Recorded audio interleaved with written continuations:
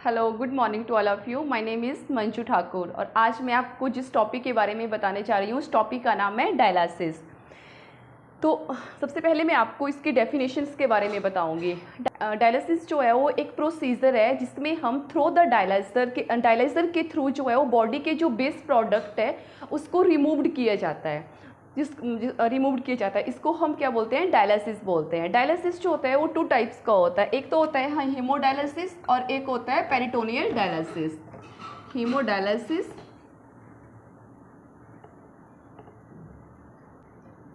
और सेकंड होता है हमारा पेरिटोनियल डायलिसिस।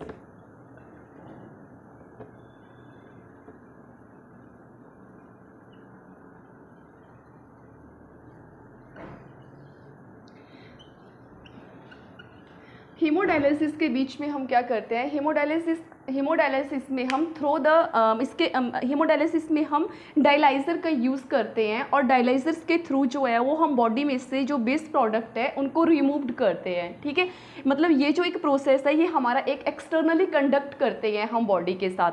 लेकिन जो पेरिटोनियल डायलिसिस है ये हमारा एक इंटरनली कंडक्ट रहता है। इसमें पेरिटोनियल कैविटी जो है उसमें हम मतलब पेरिटोनियल कैविटी के द्वारा डायलिसिस किया जाता है। तो इसमें एक्सटर्नली हम कोई भी मशीन यूज़ में नहीं लेते। ठीक है, इसके अलावा पेरिटोनियल डायलिसिस जो है वो हम 24 आवर्स के लिए कर सकते हैं। इसके अलावा इसमें हम जो है वो हॉस्पिटल के अलावा घर पर भी इस प्रोसेस को कंटिन्यू किया जा सकता है। लेकिन जो हीमोडायलिसिस प्रोसेस है इसको ओनली हॉस्पिटल में ही किया जा सकता है और इसको एक ट्रेन डॉक्टर के द्वारा किया जाता है। इसके अलावा जो हीमोडायलिसिस की प्रोसेस है इसको वीक में ओनली 3 या 4 टाइम किया जाता है और एक दिन में 3 से लेके 4 घंटे तक का ये प्रोसीजर्स रहता है।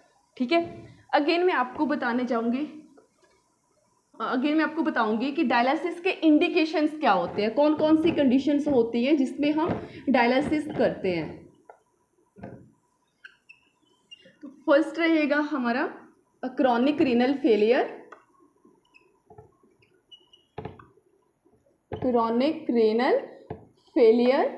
सेकंड आएगा हमारा हाइपरकैलेमिया।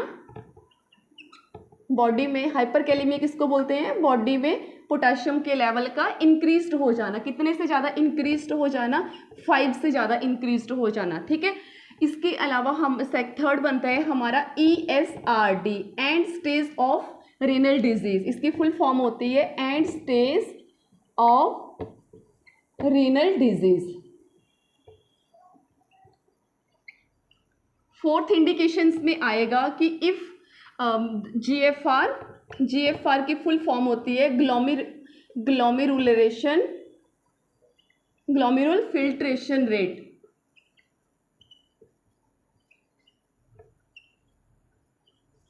अगर ये लेस देन 15 आ जाए तो हम क्या करेंगे, डायलिसिस करने की ज़रूरत पड़ेगी। इसके अलावा अगर पेशेंट्स को मेटाबॉलिक एसिडोसिस की कंडीशंस हो रही हो।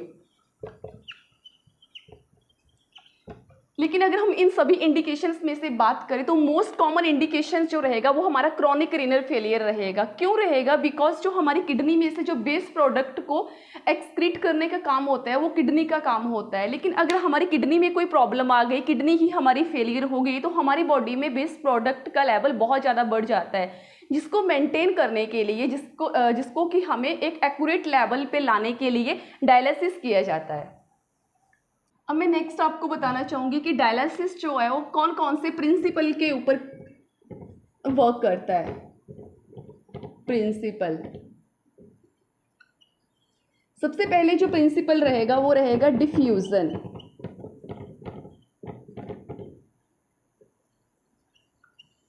स्टूडेंट, डिफ्यूजन्स में क्या होता है कि higher concentrations to lower concentration movement of the solute also called as diffusion. मतलब कि जो सॉल्यूट है उनका हायर कंसंट्रेशन से लोअर कंसंट्रेशन में मूवमेंट होना उसको हम डिफ्यूजन्स बोलते हैं।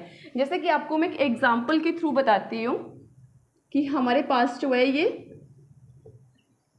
2 गिलास है। ठीक है, और इसमें जो है वो हमने 1 लीटर ऑफ वाटर ले लिया, 1 लीटर वाटर, और इसमें भी हमने 1 लीटर ऑफ वाटर ले लिया। ठीक है, अब इसमें जो है वो हमने 10 ग्राम जो है वो शुगर मिला दिया और इसमें जो है वो 5 ग्राम शुगर को मिक्स कर दिया। ठीक है, अब जो हमारे पास ये पहले वाला गिलास है और ये हमारा दूसरे वाला गिलास है। ठीक है, अब ये जो 10 ग्राम शुगर है इसकी कंसंट्रेशन जो है वो ज़्यादा है किसके कंपैरिजन में, दूसरे गिलास के कंपैरिजन में। अब मैंने आपको बताया कि डिफ्यूजन्स में क्या होता है कि higher concentration to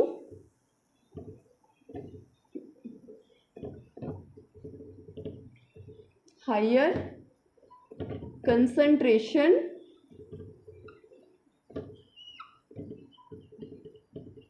lower concentration, higher concentration to lower concentration किसकी मूवमेंट होना, सॉल्यूट की मूवमेंट होना। तो यहाँ पर हमने जो हमने सॉल्यूट यूज में लिया, तो सॉल्यूट क्या लिया हमने यहाँ पर, शुगर लिया। शुगर हमारे पास क्या है, सॉल्यूट है। अब इस सॉल्यूट की जो मूवमेंट है वो हायर कंसंट्रेशन यहाँ से लोअर कंसंट्रेशंस की तरफ हो रही है। ठीक है, अब इसी प्रिंसिपल्स को हमने डायलिसिस की प्रोसेस के ऊपर अप्लाई करना है। तो डायलिसिस की प्रोसेस में हम किस तरह से इसको अप्लाई करेंगे, जैसे कि हमारे पास जो है ये डायलाइजर फ्लूइड है और ये जो है वो हमारे ब्लड की कंसंट्रेशंस है। ठीक है, तो ब्लड में जो है ये हमारा ब्लड है और ये जो है ये डायलाइजर फ्लूइड है। ठीक है, तो डायलाइजर फ्लूइड जो है इसमें हम क्या करेंगे,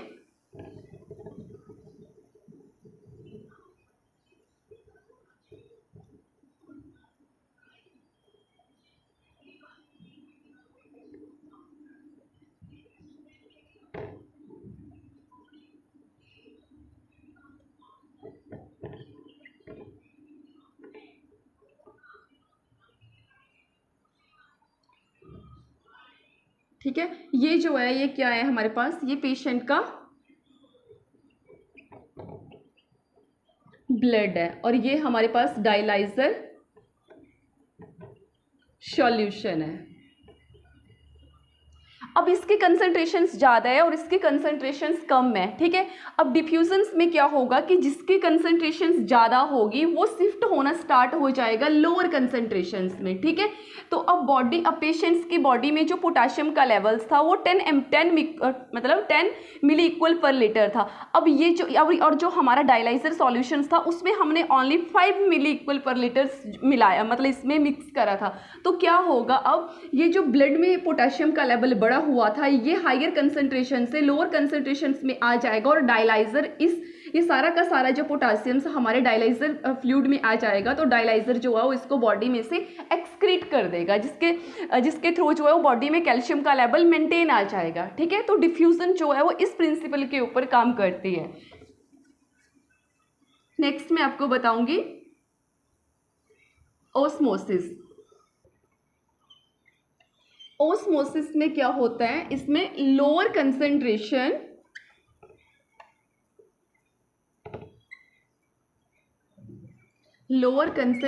से सॉल्वेंट की मूवमेंट हायर कंसंट्रेशंस में होना। ठीक है, मतलब ओस्मोसिस किसको बोलते हैं, लोअर कंसंट्रेशन से हायर कंसंट्रेशन की तरफ सॉल्वेंट की मूवमेंट होना। तो इसमें क्या होगा, अब हमारा जो डायलाइजर का फ्लूइड होगा उसकी जो कंसंट्रेशन है इसमें हमारी कंसंट्रेशन ज़्यादा रहेगी। जो डायलाइजर फ्लूइड होगा उसकी कंसंट्रेशन ज़्यादा रहेगी कंपेरिजन टू पेशेंट्स के ब्लड की कंसंट्रेशन के। उससे क्या होगा कि जो पेशेंट्स के ब्लड में जो बेस प्रोडक्ट है वो हमारे हायर कंसंट्रेशंस की तरफ शिफ्ट होने स्टार्ट हो जाएंगे और जिसके थ्रू जो है डायलाइजर उसको बॉडी में से एक्सक्रीट कर देगा। ठीक है, और सॉल्वेंट क्या होता है, सॉल्वेंट होता है पानी, मतलब कि वाटर। और ये ओस्मोसिस जो प्रोसेस है इसका मोस्ट कॉमनली यूज किया जाता है जब पेशेंट की बॉडी में अगर फ्लूइड का लेवल ज़्यादा बढ़ जाए। थर्ड जो प्रिंसिपल यूज में लेते हैं उसका नाम है अल्ट्राफिल्ट्रेशन।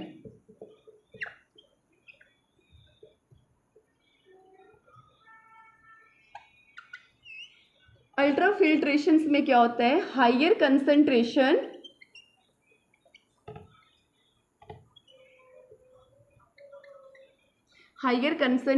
से किसका? सॉल्वेंट। सॉल्वेंट मतलब पानी की मूवमेंट होना लोअर कंसंट्रेशंस में। इसका जो बेस्ट एग्जांपल्स रहता है वो रहता है मैनिटोल। मैनिटोल जो है वो मैनिटोल जो किस तरह से काम करती है, वो हाइयर कंसंट्रेशन से लोअर कंसंट्रेशंस की तरफ जो है वो बॉडी में से जो फ्लूइड होता है उसको शिफ्ट करवाती है, ठीक है। तो इसमें हम एक्स्ट्रा ग्रेडिएंट यूज़ करते हैं, जैसे कि फॉर एग्जाम्पल के लिए मैंने आपको मैनिटोल बताया, और मैनिटोल जो होती है ड्रग ऑफ चॉइस रहती है सेरेब्रल एडिमा की। अब मैं नेक्स्ट बताऊंगी आपको कि डायलिसिस के लिए हम कौन कौन सी साइट का यूज़ करते हैं। तो फर्स्टली जो हम साइट का यूज़ करेंगे वो करेंगे हम कैथेटर। स्टूडेंट कैथेटर का यूज्ड जो है वो हम कैथेटर को इंसर्ट करने के लिए हम मेनली दो वेन्स का यूज करते हैं। फर्स्टली रहती है हमारे पास सब क्लैविकन वेन, और सेकंड रहती है फीमोरल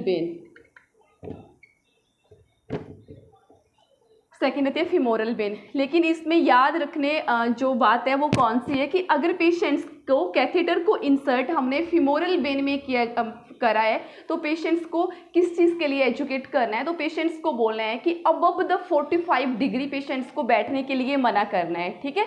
और अगर सब क्लेविकन में कैथेटर को इंसर्ट करा है तो इसमें पेशेंट जो हाई फॉलर पोजिशंस या लोअर फॉलर पोजिशन या सेमी फॉलर पोजिशंस ले सकता है। लेकिन अगर पेशेंट्स को फीमोरल कैथेटराइजेशन किया गया है तो पेशेंट्स को फॉलर पोजिशंस लेने के लिए मना करना है, ठीक है। फर्स्टली जो कि एक मेन इंपॉर्टेंट बात है। सेकेंडली कि कैथेटर का यूज़ जो है वो हम 4 to 6 वीक्स तक ले सकते हैं, ठीक है। इसका यूज़ हम 4 to 6 वीक्स के लिए क्यों ले रहे हैं? क्योंकि कैथेटर का यूज़ हम तब तक लेते हैं जब तक पेशेंट्स में जो फिस्टुला बनाया जाता है वो मिच्योर ना हो सके, तो तब तक हम कैथेटर का यूज़ लेते हैं। फिस्टुला को मिच्योर होने के लिए 4 to 6 वीक का टाइम लगता है, तो तब तक हमें फिस्टुला का यूज़ नहीं लेना होता है डायलिसिस करने के लिए। तो तब तक जो है वो पेशेंट्स में कैथेटर का यूज़ किया जाता है। कैथेटर में 2 ल्यूमेंस होते हैं, इसमें मैं आपको बता देती हूँ, इसमें 2 ल्यूमेंस होते हैं, जिसमें से कि हम एक ल्यूमेंस का यूज़ जो है वो करते हैं ब्लड को डायलाइजर में भेजने के लिए, और एक का यूज़ करते हैं ब्लड को रिटर्न के लिए कि जो डायलिसिस या जो कि फिल्टर्ड ब्लड है उसको बॉडी में एंटर करवाने के लिए। एक्सटर्नल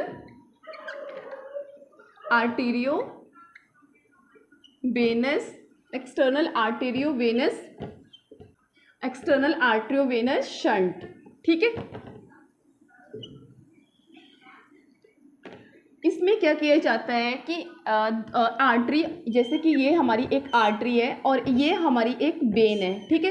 तो इसको साइड टू साइड पे कट कर दिया जाता है, साइड टू साइड कट करके इसको ऐसे सिलिकॉन की ट्यूब के साथ जोड़ दिया जाता है। लेकिन ये जो कनेक्शंस है या ये जो हम सेंटिंग कर रहे हैं ये बॉडी के एक्सटर्नली, मतलब कि बॉडी के बाहर बनाई जाती है, और इसको कनेक्ट करने के लिए, आर्टरी और वेन्स को कनेक्ट करने के लिए यूज में लिए जाने वाली जो यूज में ली जाती है ट्यूब, उसको हम सिलिकॉन ट्यूब्स बोलते हैं। इसकी यू शेप्ड होती है, ठीक है, ये यू शेप्ड की होती है। अब इसमें जो मेन टास्क रहेगा वो ये रहेगा कि जो हमने एक्सटर्नल आर्टेरियोवेनस शंट बनाया हुआ है वो बॉडी के बाहर बनाया हुआ है, तो अब इसमें इन्फेक्शन होने का भी उतना ही ज़्यादा डर रहेगा। तो इसमें जो डेली का नर्सिस का काम रहेगा वो रहेगा कि इसकी डेली केयर करना, इसकी डेली ड्रेसिंग करना, ठीक है। और इसको मिच्योर होने के लिए 1 से 2 वीक का टाइम लगता है, लेकिन इसमें इन्फेक्शन होने के ज़्यादा चांसेस रहते हैं। अब थर्ड बताऊंगी मैं आपको कि डायलिसिस करने के लिए और कौन सी साइट का यूज़ किया जाता है। थर्डली हम यूज़ लेते हैं इंटरनल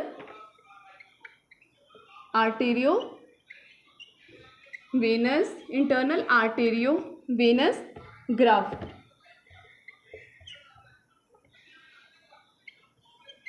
इसमें भी आर्टरी और वेन्स को कट करके इस तरह से कनेक्ट कर दिया जाता है। लेकिन इसमें जो आर्टरी और वेन्स को कनेक्ट करने के लिए जो यूज़ में लिया जाता है वो ली जाती है कऊ की कैरोटिड आर्टरी, कऊ की कैरोटिड आर्टरी। और ये जो कनेक्शंस है ये इंटरनल ऑफ द बॉडीज़ में बनाया जाता है, मतलब ये बाहर नहीं बनाया जाता है, तो इसमें इन्फेक्शंस होने के चांसेस बहुत कम होते हैं, ठीक है। लेकिन इसको मैच्योर होने के लिए 1 से 2 वीक का टाइम लगता है, ठीक है। आगे जो मैं आपको बताऊंगी 4th साइट जिसका हम यूज़ करते हैं डायलिसिस के लिए वो रहेगी आर्टेरियोवेनस फिस्टुला, वेनस फिस्टुला। इसमें किस तरह से हम मतलब कनेक्शन बनाएंगे, इसमें इस तरह से हम एक आर्टरी लेंगे और एक वेन्स लेंगे। आर्टरी और वेन को बीच में से कट किया जाता है, इस तरह से कट करेंगे आर्टरी और वेन को। इसके बाद कट करने के बाद जो ये हमारी आर्टरी है और ये वेन है। अब आर्टरी का जो कनेक्शंस है उसको हम जोड़ देंगे वेन के साथ, और इधर से भी आर्टरी का कनेक्शन किसके साथ जोड़ दिया, वेन के साथ। इसका जो मोस्ट कॉमनली यूज में लेने का जो पर्पस रहता है वो रहता है इनगोर्समेंट ऑफ द वेन, मतलब वेन के साइज को बड़ा करने के लिए, ठीक है। और इसको मैच्योरेशन होने के लिए 4 to 6 वीक्स लगते हैं। जब तक कि ये मैच्योर नहीं होता फिस्टुला तब तक इसका यूज़ डायलिसिस के लिए नहीं लिया जाता है। इसके अलावा आर्टेरियोवेनस फिस्टुला जब बनाया जाता है तो इसकी मैच्योरेशंस के लिए पेशेंट्स को जो है वॉल स्क्यूजिंग एक्सरसाइज करने के लिए बोलते हैं, ताकि ये जल्दी से मतलब कि 6 वीक्स तक जो है इसकी मैच्योरेशंस हो सके। इसके अलावा जब तक ये मैच्योर नहीं होता तब तक हम इसका यूज़ जो है नहीं लेते। इसके अलावा मैं आपको ये बताना चाहूँगी कि जो फिस्टुला है, चाहे हमारा फिस्टुला है, चाहे ग्राफ्टिंग है, चाहे संटिंग है, जिस भी आर्म से जो भी बॉडी के पार्ट्स मतलब कि जो भी साइड यूज़, जैसे कि फॉर एग्जांपल हमने राइट आर्म्स का यूज़ किया गया है इसको बनाने के लिए, ठीक। इसको जैसे कि फॉर एग्जांपल हमने राइट आर्म्स का यूज़ लिया हुआ है फिस्टुला बनाने के लिए, चाहे संटिंग करने के लिए, चाहे ग्राफ्टिंग करने के लिए, तो उस आर्म से पेशेंट का बीपी हमने नहीं लेना है। इसके अलावा जहाँ पर हमने संटिंग या ग्राफ्टिंग या फिस्टुला बनाया हुआ है उस साइट का यूज़ हमने कभी भी मेडिकेशन एडमिनिस्ट्रेट करने के लिए नहीं लेना है। इसके अलावा हमने उसको हिपेरेनाइज करते रहना है ताकि वहाँ पर क्लॉटिंग ना हो सके। इसके अलावा हमें वहाँ पर जो कनेक्शन हमने एक्सटर्नल ऑफ द बॉडी बनाया हुआ है, एक्सटर्नली बनाया हुआ है, उसकी हमें अच्छी तरह से केयर करनी है, डेली ड्रेसिंग करनी है, ताकि पेशेंट्स को इन्फेक्शन से प्रिवेंट कर सके। अब इसके अलावा मैं आपको बताना चाहूँगी कॉम्प्लिकेशन, क्या क्या कॉम्प्लिकेशंस होते हैं।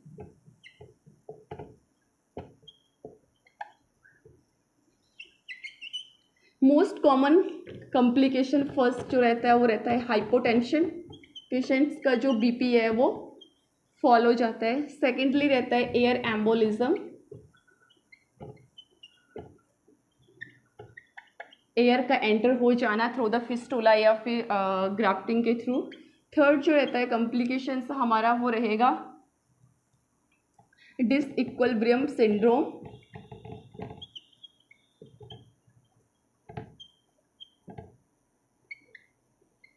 ये सारे के सारे कॉम्प्लिकेशंस किसके रहेंगे, डायलिसिस के।